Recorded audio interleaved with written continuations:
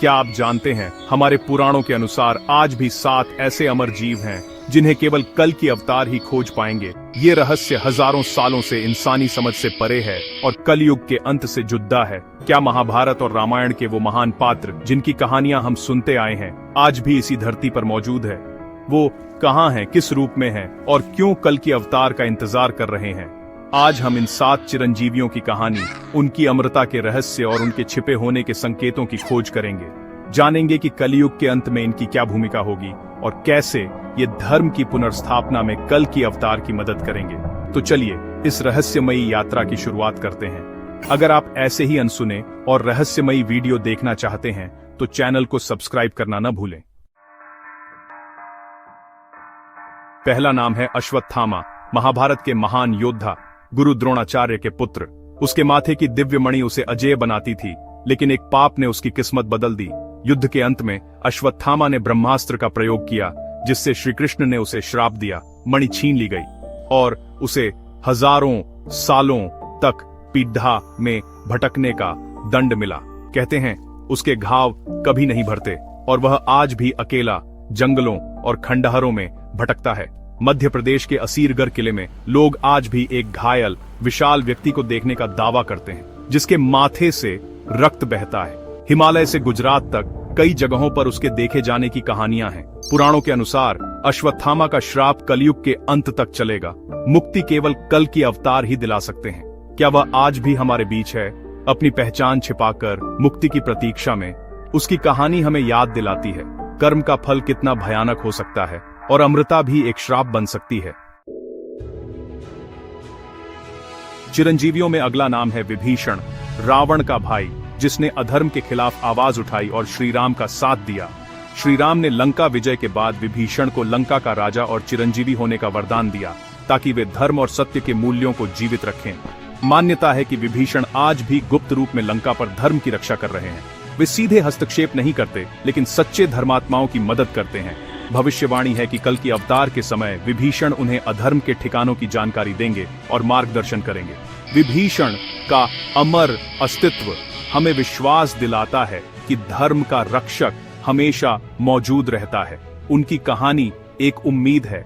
जब जब अधर्म बढ़ेगा, कोई न कोई विभीषण सत्य का ध्वज लेकर खड़ी-डिधिया होगा। सबसे प्रसिद्ध चिरंजीवी हनुमान, पवन पुत्र, भक्ति और शक्ति के प्रतीक, जिन्होंने श्री राम की सेवा में जीवन समर्पित किया।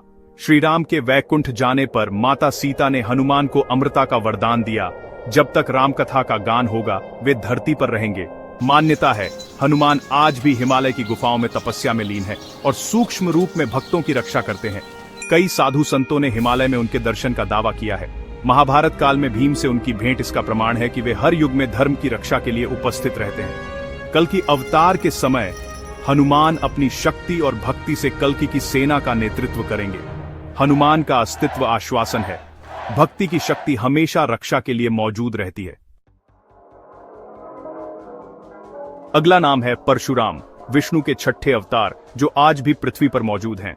उन्होंने 21 बार पृथ्वी को क्षत्रिय विहीन किया, लेकिन श्री राम से मिलने के बाद उनका क्रोध शांत हुआ।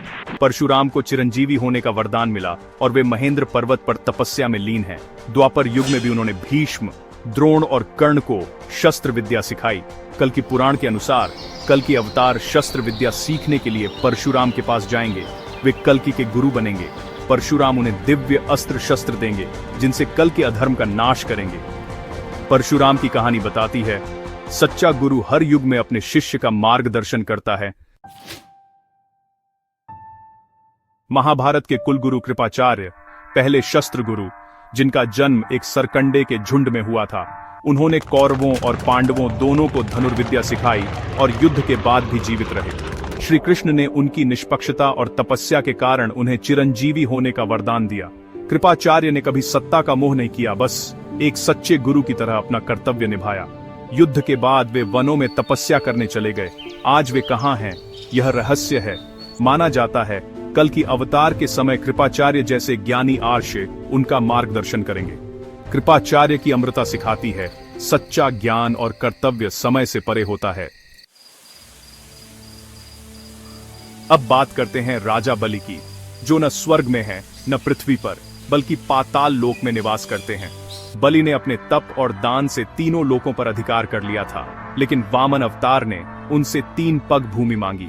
बलि ने वचन निभाते हुए अपना शीश भगवान के चरणों में रख दिया। भगवान विष्णु ने प्रसन्न होकर बलि को पाताल लोक का स्वामी और चिरंजीवी होने का वरदान दिया। केरल में ओणम का त्योहार बलि के सम्मान में मनाया जाता है। मान्यता है ओणम के दिन वे अपनी प्रजा से मिलने आते हैं। कल की अवतार के समय बलि की भूमिका भी महत्वपूर्ण होगी। शायद वे कल्कि को पाताल की शक्तियों का ज्ञान दें। बलि की कहानी सिखाती है महानता जन्म से नहीं, कर्म से होती है। 7वें चिरंजीवी मार्कंडेय ऋषि, जिन्होंने अपनी भक्ति से मृत्यु के देवता यमराज को भी पराजित किया। उनका जन्म अल्पायु के लिए हुआ था, लेकिन शिव भक्ति और महामृत्युंजय मंत्र के जाप से उन्होंने अमृता प्राप्त की। यमराज का पाश शिवलिंग पर पड़ते ही भगवान शिव प्रकट हुए और मार्कंडेय को चिरंजीवी होने का वरदान दिया। मार्कंडेय ऋषि आज भी ब्रह्मांड में विचरण करते हैं। उन्होंने प्रलय को अपनी आंखों से देखा है। मार्कंडेय पुराण उन्हीं के द्वारा रचित है, जिसमें उन्होंने धर्म और सृष्टि का गूढ़ ज्ञान दिया। कल की अवतार के समय मार्कंडेय और आशी उन्हें सृष्टि के रहस्यों और भविष्य का मार्गदर्शन देंगे। उनकी कहानी बताती है सच्ची भक्ति से मृत्यु पर भी विजय पाई जा सकती है।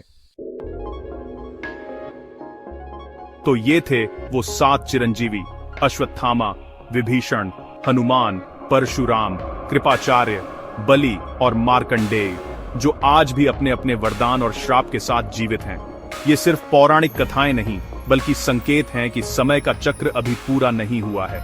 महापरिवर्तन बाकी है, जिसके सूत्रधार होंगे भगवान कल्कि। क्या ये 7 चिरंजीवी सच में हमारे बीच हैं, या ये रहस्य केवल कल की अवतार ही सुलझा पाएंगे? इनकी कहानियां हमें धर्म, कर्म और भक्ति के मार्ग पर चलने की प्रेरणा देती हैं। आपको किसकी कहानी सबसे ज्यादा प्रभावित करती है? कमेंट में जरूर बताएं और चैनल को सब्सक्राइब करना न भूलें।